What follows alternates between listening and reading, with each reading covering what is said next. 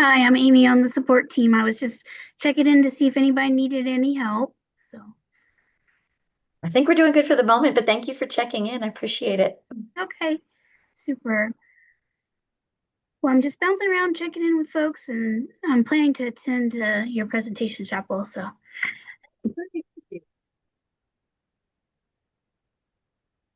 I saw the last one ran long, Aaron. Don't be afraid to cut them off so that we We we can. we just ran a tiny bit long because I was letting them finish answering one last question that they started answering. Yeah.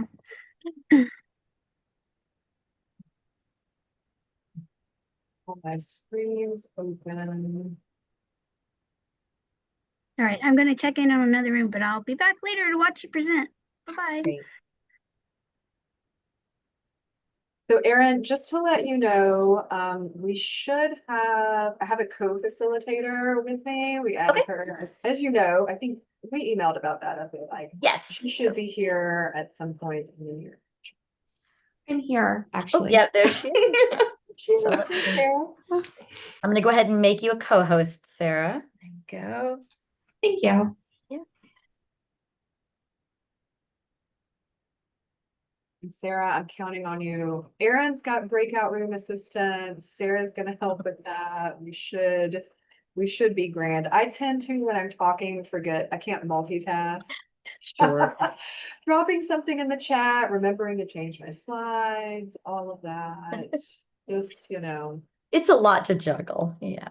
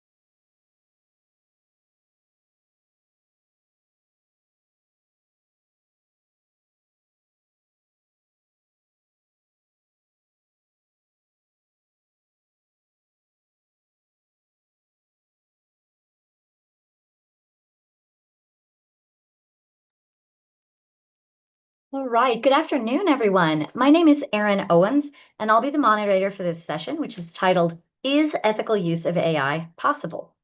Before we begin, we have a few housekeeping reminders. We have a code of conduct that we will adhere to for this conference. I'm posting the link in chat now. If you experience any issues related to conduct, please contact us at the email that is also in the chat. Please be sure your microphone is muted. During Q&A, you may be invited to unmute to ask your question or make a comment, but please do not unmute unless you are invited. You may also use chat and the Q&A box to submit your questions, and we'll hold most of those questions until the end of our talk. Please be aware this session is being live streamed and recorded, and the recording will be shared. You can enable captions by clicking on the Show Captions button at the bottom of the screen. Now it is my pleasure to introduce our speaker, Chapel Cowden, a UC Foundation professor and the health and science librarian at the University of Tennessee at Chattanooga. She's deeply interested in AI literacy, particularly the ethical implications of its use, and currently has a paper in the publication pipeline on the AI literacy implications of death-related chatbot technology. Please join me in welcoming Chapel. Hi, everyone, and thank you, Erin, for that introduction. And if anyone wants to talk more about those chatbots, they're called deathbots, and I'd love to talk about that sometime outside of this session. So before we begin, I want to ensure that everyone is aware this is a roundtable, which will primarily consist of participant discussion. I hope in light of our keynote that many of you, I'm sure, attended, on reclaiming human dialogue, that you will stay with us. But if talking with others is not what you're interested in doing today, there is no shame in skipping out and finding another session.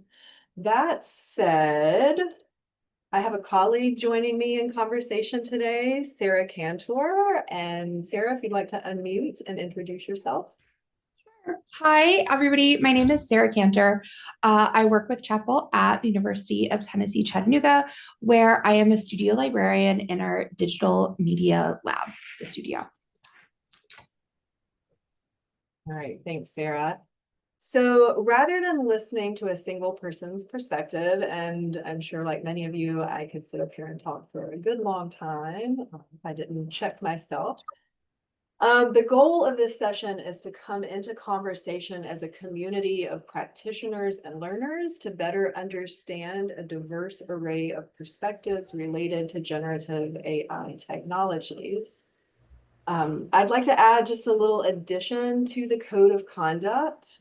I think probably most of you will know this. It was alluded to in the keynote as well. But where ethics or moral principles are up for discussion, it's highly likely that strong feelings can emerge for many of us. So please keep this in mind as you enter into discussions with your colleagues. There are 3 activities that will take place within your breakout rooms, and we plan to keep breakout rooms to no more than 5 participants. So they should be very small, very intimate, hopefully a replication sometimes of the chat that we see in larger conversations. 3 activities: introduce, discuss, and record. So the first thing we would like everyone to do within the breakout room is to introduce yourself to the group. Take a couple of minutes to get to know who you're in the room with. Provide your names, pronouns, institution, a fun fact about yourself if you would like to do that. And all of these instructions we're going over are also detailed in the document that we'll give you to record.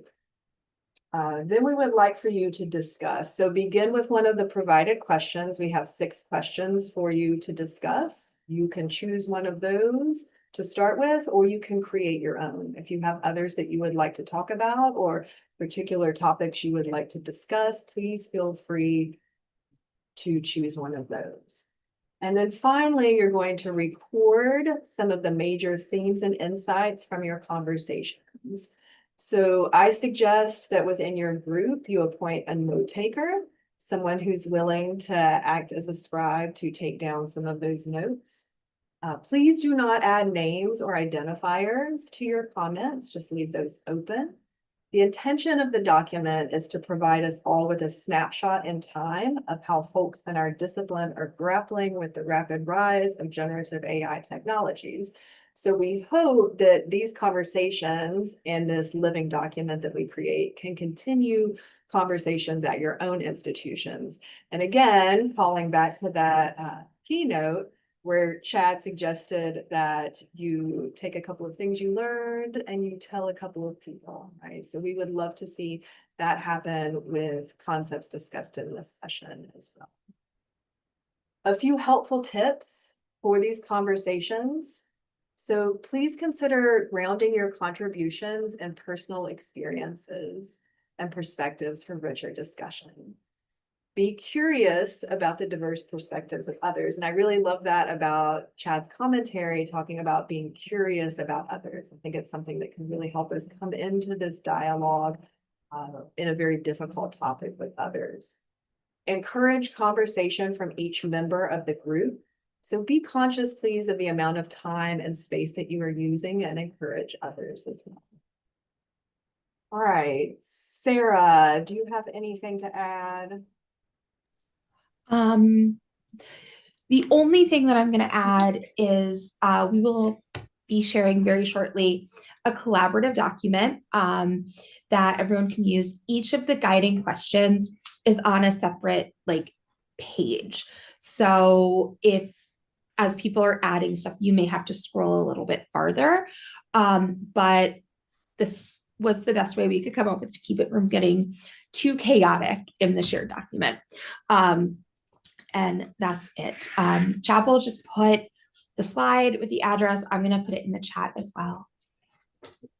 So do you know when you click on that URL, we were asked to make descriptive URLs for accessibility, that you will probably come to a page that says, are you sure you want to go here? You do, it will be fine. As facilitators, Sarah and I intend on staying out here in the main space. If you need us, let us know. If we're not seeing a whole lot of action in the document, we may pop in and see how the conversations are going and check on everyone. We're going to try to take as much time in these discussion groups as we can to allow the conversation to unfold. We will give you a notification at 3:35, and then we will call everyone back at 3:40. I'd like to think we might have the chance to bring out a couple of themes. So if there's someone from your group who's willing to provide a comment, that would be amazing. And otherwise, Sarah, I think we're ready for breakout rooms, or Erin, I'm not sure who. Sure, I can go ahead and assign everyone. Thank you. thank you. As you are assigning them, one final thing, the last page of the document is a space where you can share resources. We have some already listed, but please add anything to this list, whether it's like a toolkit or an organization or an article or whatever. And I added descriptions. You don't have to do that unless you want to. Yeah, thank you. All right, great. Everyone should start getting invitations to their breakout rooms.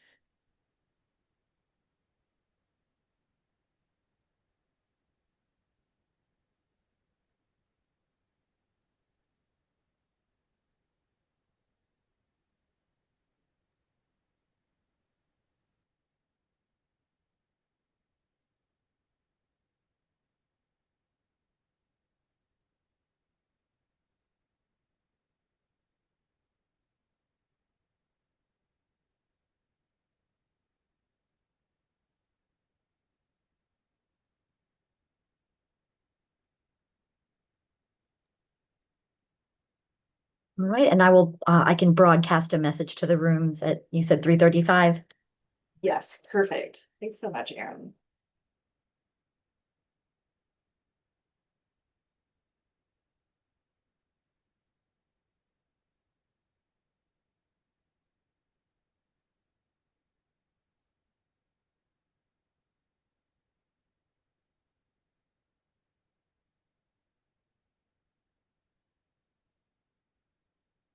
Folks, if you're having any challenges joining the room, just let us know.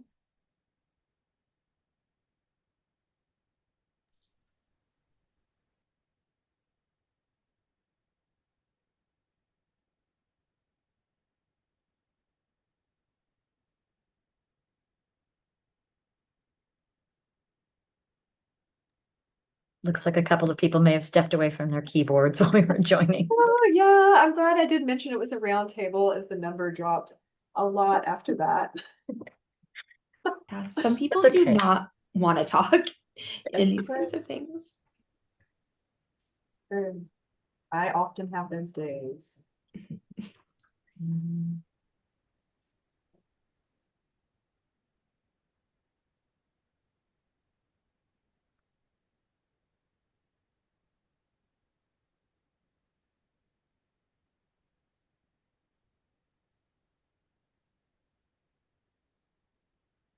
Erin, is this the first Giggle conference?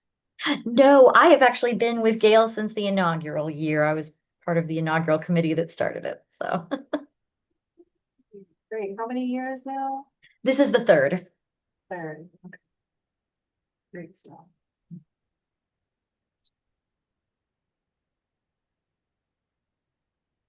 Sarah, are you looking at the document at the moment? I am. One cool thing, I didn't know that you could do this. I don't use breakout rooms very much, but you can actually see who's talking in the little pop-up. That's kind of cool. So I don't Yeah, I see hadn't anybody realized. typing yet, but I can see that they're talking. You're right. You can see the little microphone. Yeah. That's cool. I hadn't noticed that.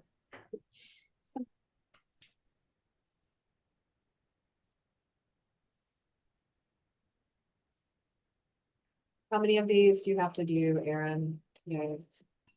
Oh, I am moderating pretty much the whole conference, pretty much every session. So I've got 10 sessions this week. But it's fun. I go through and choose the ones that I really, really want to attend anyway, because I know I'll remain committed to attending them if I moderate. Well then, Erin, I don't know, should we talk about the ethical implications of AI out here? Did you? Yeah. Oh, and I think Patty must have just joined us because Patty, I know I did not see you there before. Yeah. I Hey, mean, friend. I don't see why not. We can have our breakout room, right? In the main one. So Patty, did you mean to come to this one or did you just want to see me? I just hit, I want to see you first, Chapel, because But then do you want to go into a group? Oh, there. Oh, yeah, she did. Yep, looks like she joined. Good deal.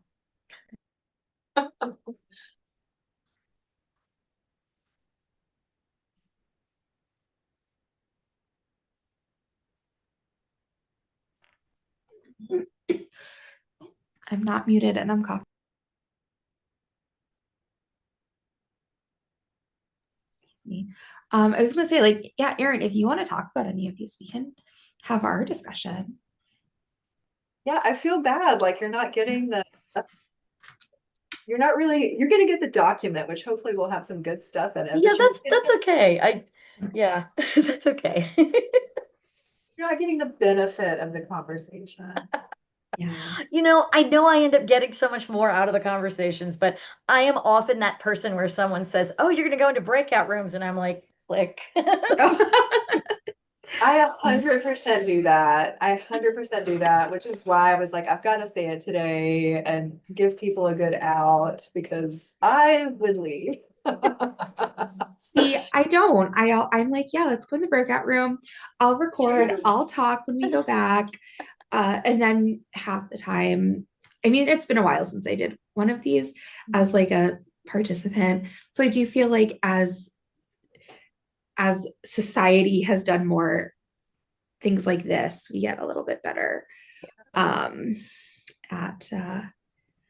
it. But oh yeah, we have some answers or some responses, I guess, being popped in there.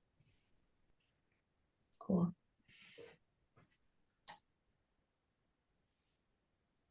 Yeah, I mean, I love question 5 here, asking about, we're required to engage with these concepts in some way, and how do we find an ethically responsible path forward? I think that's one I really grapple with a lot, is I do find it to be a critical piece of my job that I understand the technology well enough to talk to people about it, to educate students about it. But I also feel like I'm ethically obligated to give them a well-rounded instruction on it, you know? I'm not just gonna stand up here and hype it and say that it's this big exciting thing that will do everything for you. And I'm also not gonna stand up there and tell them, you know, AI is the devil, you should never do anything with this. Um, you know, I feel like Yeah. it's just like any topics in librarianship, right? It's, you know, if someone comes up and says, I need to write a paper on why we need more gun control laws, it's like, okay, well, I'm going to provide you with information sources on both sides of that debate, right? Yeah.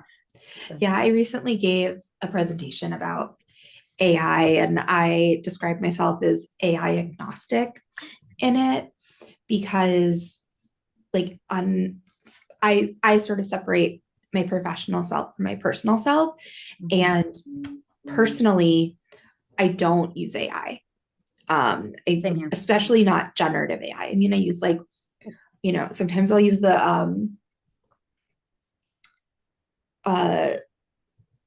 I'll use things like autocorrect, but Sure, you sure. know, Older I'm school not, AI as opposed to yes, Gen. Yeah, yeah, yes.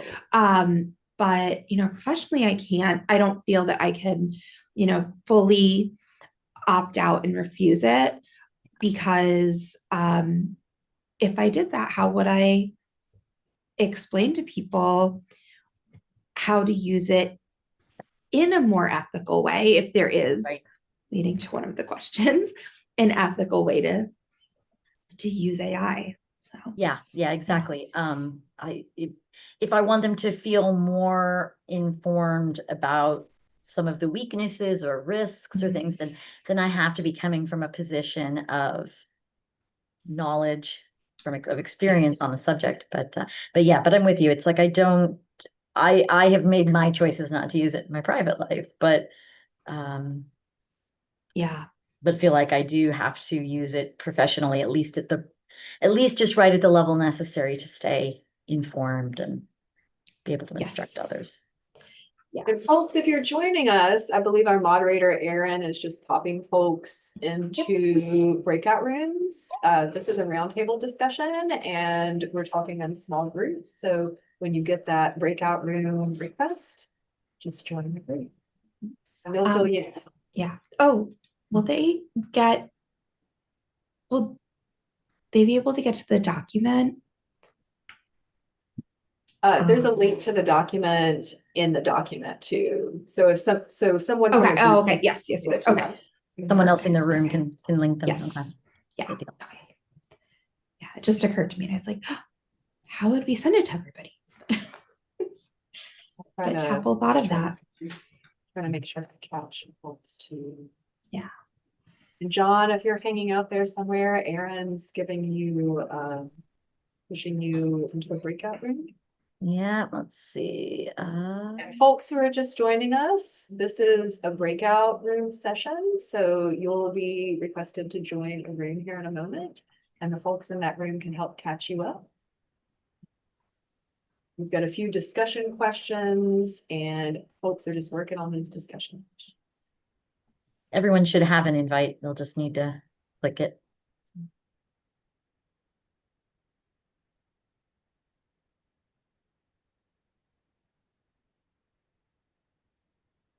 Yeah, that last question of whether ethical use is possible, I mean, obviously that's the challenging one, right? Just why I it's get, oh, sorry, go ahead. which is why it's the last one. Right, exactly.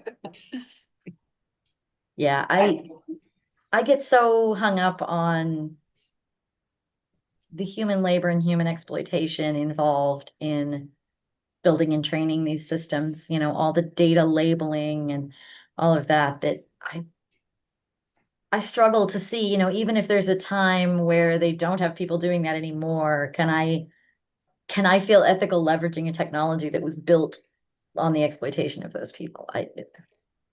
Yeah. That's one of my big Yeah. concerns.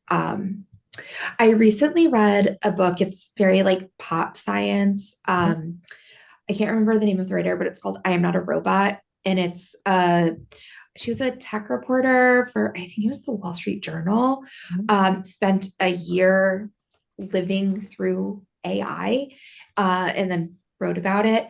And it did raise some like thoughts for me about, well, oh, maybe that is a good thing. Like how AI can find medical issues before humans might be able to. Right. But even when you have that kind of, that is a positive for humanity. Right. Yes, as you said, these tools are built on the exploitation of people, of non-renewable resources, things like that. And then also, like, yeah, it can do that, but like, does it always? Is it worth it for the one person if whose cancer gets detected earlier, if it doesn't actually work for everything? And Sure. if it doesn't catch it and then it turns out that it was a false negative, was it worth it? Right. Right. Yeah. Well, and so many other technologies that we see, different types of facial recognition technology where they might prove very helpful in a certain context, but in another context, they might be very harmful when they lead towards someone being, misidentified, things like that. Yes. And yeah, and yes. it's that trade-off. Are the benefit moments really worth those moments of harm?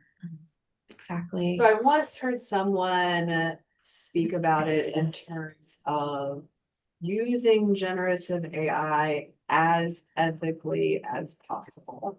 Mhm. So not that we would actually be able to ever use it ethically, but Sure. as ethically as possible, depending on what you're Right. right. Just maximizing it to the extent possible. Right. And I Yeah. think that's the move, again, like my research right now is related to these really interesting death bots, and Right. the implications for those are, I mean, on one hand, quite troubling, and on the other, what are the possibilities? Yeah. Yeah. So I admit it is sometimes very hard to think of the positive aspects. Well, and I feel like we've had a lot of conversations in this country about, things that were built by slave labor and things like that. And the ways in which we are still benefiting from those harms that were done by our, progenitors. And I hate to think of perpetuating that same cycle, right? The fact that we can look back now and say, hey, those people were exploited, mistrusted, abused, and it's okay for us to feel some discomfort about the ways in which, we now live in structures and systems that were built on their backs. But then it's like, if we know better, let's do better. So I don't want to keep perpetuating and relying on these systems that are just being built on the backs of new exploited populations. Yeah. Do, and I get to very closely follow a case. We're in Tennessee, Mhm. a case in Nashville where they're building a data center very close to the zoo. It was my former employer, straight out of college, and the community is really rallying around the zoo and resistance, which is really interesting to see. But then, something number is that the zoo is fun and entertainment, and of course we're going to rally around the zoo, but are you going to rally when they're built on indigenous land? We're all on indigenous land, but they'll do the back to here.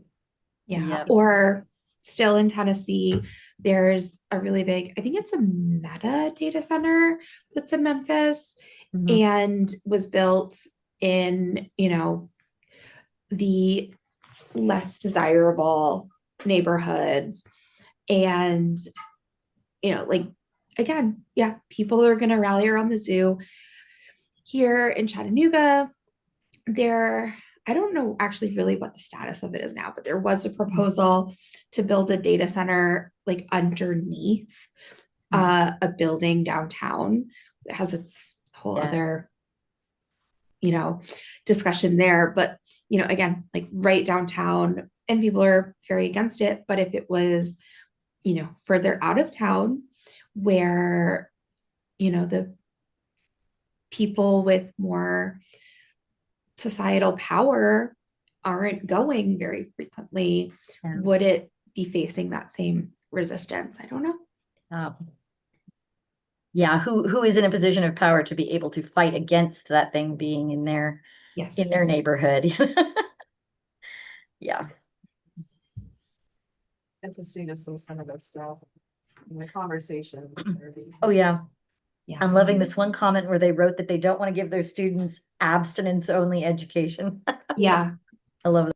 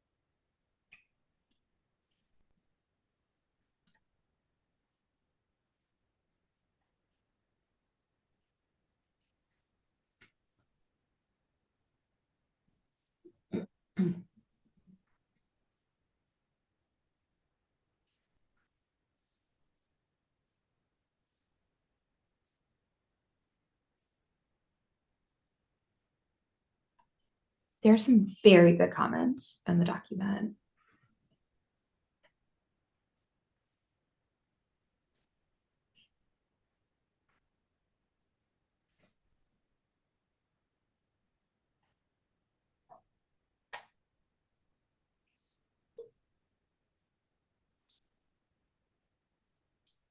I'm also really like almost sitting on my hands to not go in and like clean up the document a little bit. It's really hard for me.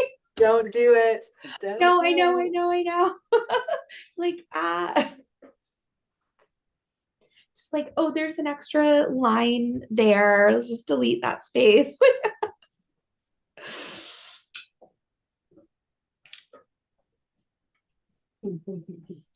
Change the font. Yep. Mhm. Yeah.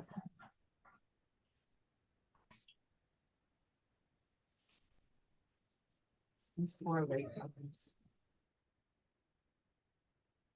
Enjoy hopping into this program. What? I'm just laughing about the latecomers. Enjoy hopping Oh. into this room. Yeah. You're ready.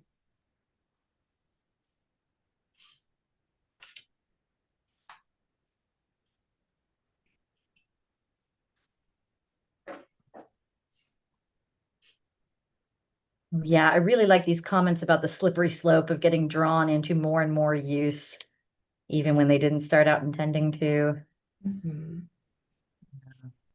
Yeah, I started getting so frustrated with the Google AI overviews. You know, it's like all I want is a web search. I want to see the results. I want to choose them myself. I don't want your overview. That some months ago just deliberately hit the point of like, I'm not using Google as my primary search engine anymore, you know? Yeah, I'm getting to What that did you point. switch to? I switched to Ecosia. They have an AI piece you can turn on, but the default is not to show any. And when you're logged in and it's keeping track of the searches you do and stuff, I don't exactly understand how they're doing it, but basically they're like designating a particular small token of money for every search to go towards planting trees. So it kind of lets you keep track of like how many trees you've planted so far by searching with them. So Gamify it a little bit for us. it gives it a little bit of like eco washing when I'm web searching.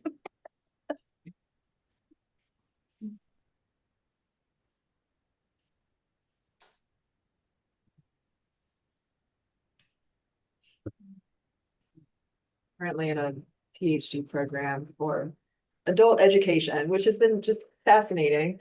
Mhm. And this semester, one of my professors has been doing AI modules, and I'm always just really fascinated by what the other grad students have this, they're all, we're similar ages, right? Yeah. Similar stages of career or whatever. And I'm it's like, wow, folks who are not like really engaging or having to engage with these topics on a regular basis are just like, oh yeah, I make photos with it. And this is how I store my recipes. And I'm writing a book with it. And I'm just like, wow, okay. Yeah. Yeah. Yeah. I find it very interesting sometimes having conversations on campus that, I will talk to a lot of faculty who have, you know, very, very mixed opinions on things, very reflective of my way of looking at things. But then a lot of the staff that I talk to are on that bandwagon of, oh yeah, I use it to draft every email and, make this faster, make that faster. And it's been interesting to kind of see the divide in the way that people are looking at it and thinking about it, incorporating it into their work or not. Because I get surprised when I'm sitting in meetings with people. Oh yeah, I draft every email in ChatGPT. Wow. Okay. Yeah. Yeah. Yeah. I definitely have had some colleagues on campus and, sometimes in the library who are just using generative AI and chatbots just willy-nilly. And, it's okay. We all have our different views, but, you have to tell people. Yeah. That's my number one thing is if you're going to use it, you need to disclose it. You need to say what tool you used, what you did with it, how you incorporated it into your own work. But Yeah. I'm sort of morbidly fond of doing experiments with the kinds of things that I hear other people say they use it for, right? Like, oh, I used it to outline a presentation and such and such. So I was preparing a workshop back in the spring, and it's like I sat there and wrote my outline the way that I normally would. And then I prompted one of the generative AI chatbots to draft an outline just because I kind of wanted to see, like, how does this compare? What is it doing well? And same thing, I prompted it to design a set of slides for me just because I wanted to see what it did. And I actually felt like its slides were like really visually eye-catching to the extent that I felt like there's way too much junk on these slides, just like visual elements everywhere. And I'm like, it's very flashy, but instructionally speaking, I'm not sure it would be good instructionally to have that much garbage all over the slide. Yeah, I here at UTC, we have a lot of construction going on this summer, and there's a Starbucks on campus, which is, ethical questions about that too, but it is closed. They're completely renovating it. So there's a like coffee cart kind of thing instead. And all of their signs and flyers and stuff are all AI generated. Yeah. And it is so hard to look at that and figure out what you actually need to know because it is, the AI, especially the image generators want to have so much on it and have, every square inch has something, whether it's words or design, and your eyes just don't know where to go or where to look and parsing the relevant information.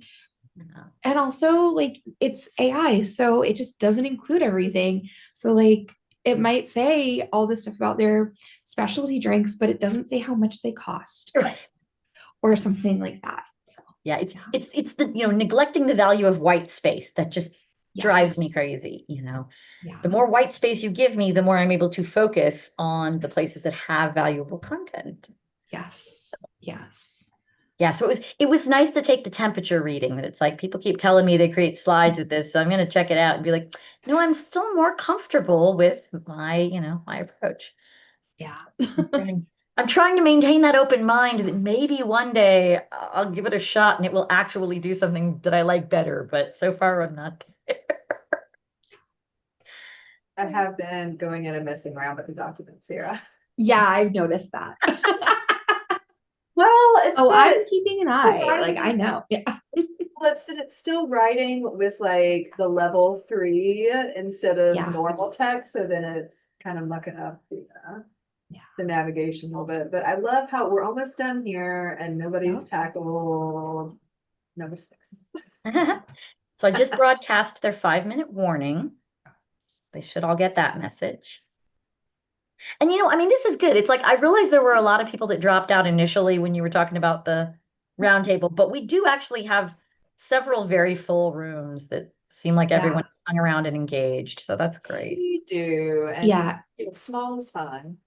And, yes, a bunch of people left, but if you look at the document, Mhm. each one of these questions, it has Exactly. The at people who are least- here are has really about engaged. 10 though. responses. Yeah, they're doing a lot. I don't think I've ever seen an online roundtable, or probably really any roundtable that was this engaged. Yeah, this is good. I'm tempted to just put a response into question number 6. Just so we have something.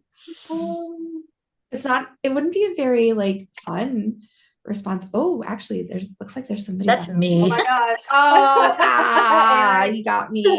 Since I Okay. said something in here, I figured, okay, fine, I'll go ahead and throw something in there and break the ice. Oh wait, now are you both in there writing? Yeah.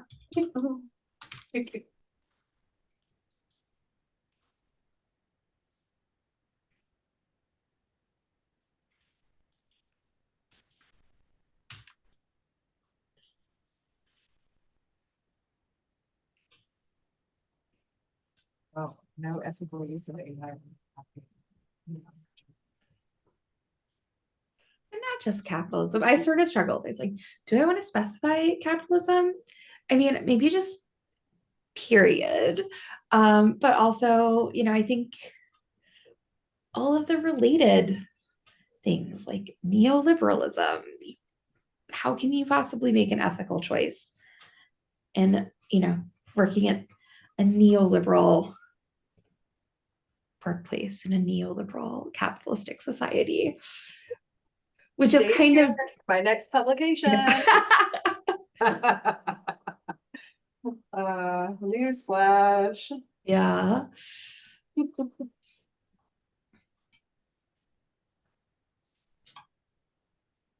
Sarah, did my slides blink earlier? Did you notice them blink? I didn't notice anything. notice. Like all of, okay. They did early on. I don't know if it's this new computer update business. It's no good. Yeah.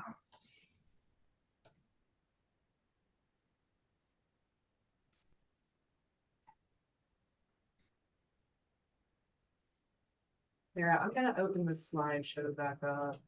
Okay. I mean, do you want me to take over the slides with that? If you do you want to have the document open in case folks Yeah. don't want to talk and you want to just pull something out? Yeah.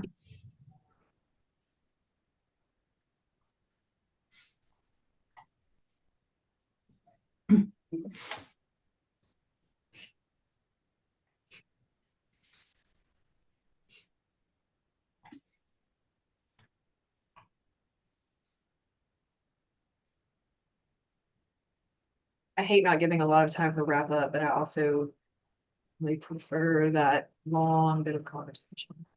Yeah.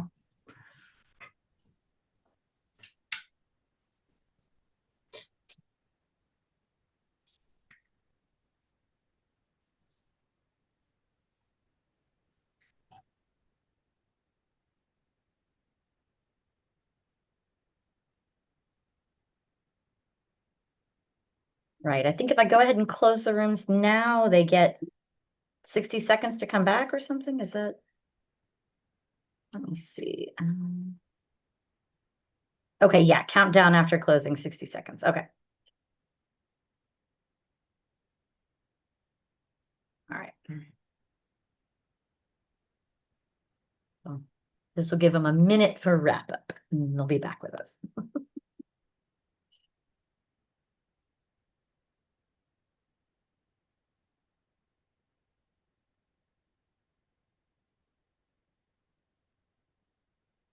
Can I go back to my room? I guess not. I think I accidentally clicked on the bring me back before I could finish.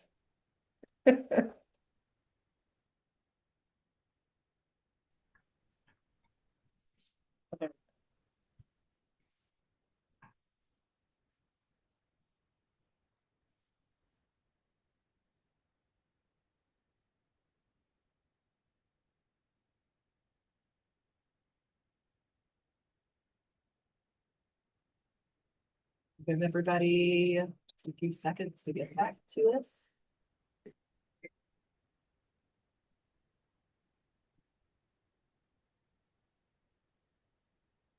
think Erin, we're back. Yes, we should all be back.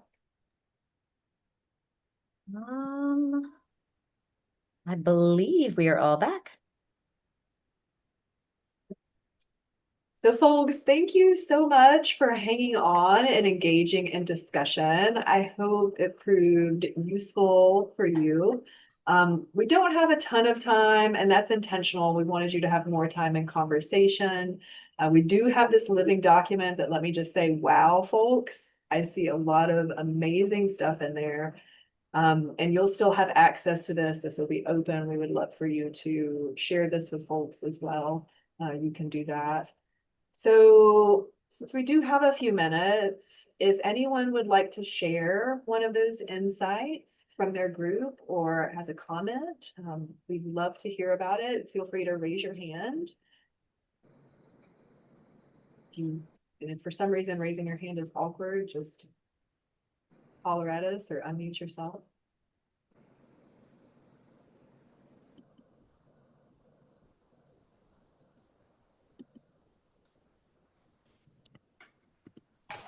Yes, Matthew, there's the link.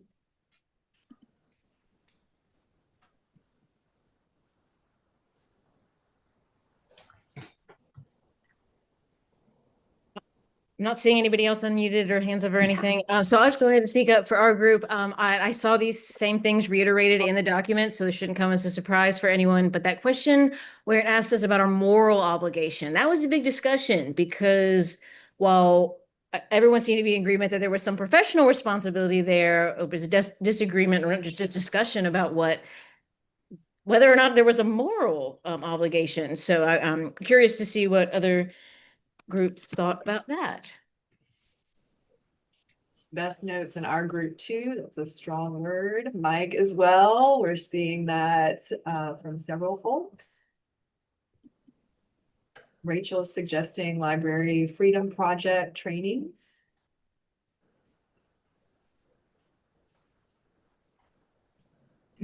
Emily mentioned the vocational awe of it all, which, yeah. And we also discussed that in our group. And we kind of like looked at it like if we look at it from the idea of, certain values within our institution or within our profession in general. And like if we looked at morals in that kind of more narrow definition, then we were able to kind of make a little bit more sense of that sense of responsibility. Great, thank you, Lisa.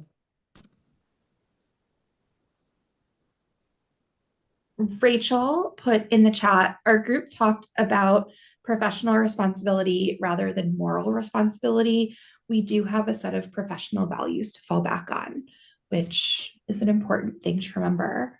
And Peter said, I feel the moral obligation to help them be ready for the world they're going out into, but translating that into practical terms in relation to AI is hard. Yes. With some of that, not necessarily maybe all of it, I do want to draw some attention down to the resources at the bottom. So we had an article called Refusal as Instruction already listed. Someone added, I did not know about this, but Niche Academy, Hannah Cyrus, the author of the article, did a webinar that is, I believe, free to watch based on the article. So it does sort of talk about that kind of question, taking it, I think, a little bit outside the terms of like morality, but yeah. And then we have some stuff in the chat as well. Yes, Janet says AI literacy is information literacy. We don't have to teach AI morals necessarily, but AI is in our databases and we should teach critical information. All right, folks, I believe we are right at time. And Liana, I apologize. I did not get to your comment, but lots of folks are loving it. Again, let me hop over to the next slide. If you have questions and you want to continue this conversation, we would love to hear from you. We also have that document. Feel free to use that, take it with you, do what you will with the information. We appreciate you joining our community today and in conversation with us, and be well, and we will hopefully see folks tomorrow. Right.